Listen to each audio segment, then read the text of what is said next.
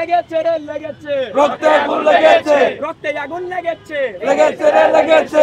High court থেকে আমাদের পক্ষে রায় এসেছে যে আমরা আসলে 10ম গ্রেডে অ্যাপ্লাই করতে পারবো বর্তমানে। এখন এটা শোনার পর ডিপ্লোমার স্টুডেন্টরা সেই 2013 সালের মতো আবার মব তৈরি করছে, বিভিন্ন সরকারি প্রতিষ্ঠানে গিয়ে হামলা চালাচ্ছে, মব তৈরি করে তারা জিম্মি করে তারা এই রায় বাতিল করার সৃষ্টি করছে। আমাদের তৃতীয় দফা ছিল যে বিএসসি করা ছাড়া বিভিন্ন জায়গায় লোকালভাবে ডিপ্লোমা করে নিজেদেরকে কোনো ইঞ্জিনিয়ার দাবি করা যাবে না। যারা প্রকৌশলী আছি, আমরা যারা বিভিন্ন বিশ্ববিদ্যালয়ে বুয়েট রুয়েট কুয়েট চুয়েটে ইঞ্জিনিয়ারিং ডিপার্টমেন্টগুলোতে পড়াশোনা করছি, যারা আমরা সরকারি চাকরি ক্ষেত্রে গিয়ে দেখতে পাই যে আমাদের এন্ট্রি পোস্ট রয়েছে দুইটি, একটি হলো উপসহকারী প্রকৌশলী এবং সহকারী প্রকৌশলী। উপসহকারী প্রকৌশলী পদে ইতপূর্বে বিএসসি ইঞ্জিনিয়ারিং ডিগ্রিধারীরা যোগ্য হওয়া সত্ত্বেও তাদেরকে আবেদন করতে দেওয়া হতো না। আমাদেরকে এই ক্ষেত্রে বৈষম্যের শিকার করা হয়েছে। 24 পরবর্তী বাংলায় এই বৈষম্য আমরা মেনে নিতে পারি না।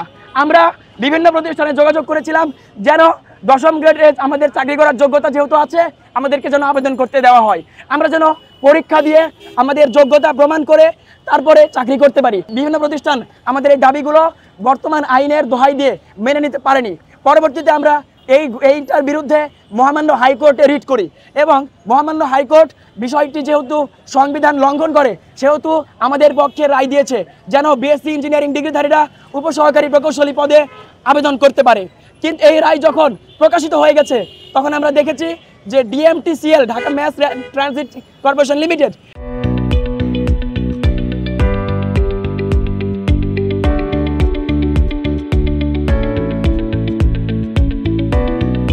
এই প্রতিষ্ঠান তাদের যে উপসহকারী প্রকৌশলী পদের নিয়োগ ছিল, নিয়োগ পরীক্ষাটা স্থগিত করেছে। এই নিয়োগ পরীক্ষা স্থগিত করেছে যেন এইখানে নতুন করে সার্কুলার দিয়ে বিএসসি ইঞ্জিনিয়ারিং ডিগ্রিধারীদেরকে আবেদন করার সুযোগ দিতে পারে। এখন এই নিয়োগ পরীক্ষা স্থগিত করার কারণে ডিপ্লোমাধারীরা সংবিধানের বিরুদ্ধে গিয়ে হাইকোর্ট অবমাননা করে তারা রাস্তাঘাটে মব সৃষ্টি করছে, তারা জনদুর্ভোগ সৃষ্টি করছে। তারা 2013 সালে আমরা দেখেছি বিভিন্ন প্রতিষ্ঠানে হামলা চালিয়েছে। তাদের হামলায় 2013 সালে 36 জায়গায় বোমাবাজি হয়েছে, 6 জন পুলিশ সদস্যকে তারা খুন করেছে। তারা নিজেরাও নিজেদের মধ্যে সহিংসতা ঘটিয়েছে। তারা সেই তারা স্লোগান দেয় যে 2013 এর হাতিয়ার গর্জে উঠুক আরেকবার। 2013-তে যে যারা নাশকতা করেছে, তারা তো ধ্বংসযজ্ঞ করেছে, সেই 2013 তারা আবারও বাস্তবায়ন করবে। এই স্বপ্ন তাদেরকে ভুলে যেতে হবে, তাদেরকে ভুলে যেতে হবে। এটা শেখ হাসিনার আমল না, এটা বিপ্লবীদের আমল। এইখানে কোনো গোটা প্রথা, কোনো সহিংসতা, কোন ধরনের নাশকতা আমরা মেনে নেব না। তারা যদি কোনো নাশকতার পথে হাঁটে আমরা তার যথাযোগ্য জবাব দেওয়ার জন্য সর্বদা প্রস্তুত আছি ইনশাআল্লাহ। আদালতে রিট করেছিলাম, সে আদালতের রায় আমাদের গতকালকে প্রকাশ পেয়েছে।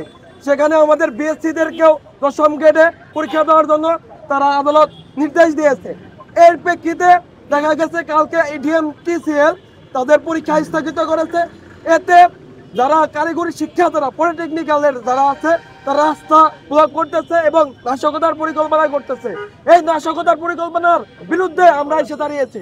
আমরা চাচ্ছি সবাই যাতে এখানে পরীক্ষা দিয়ে টিকতে পারে।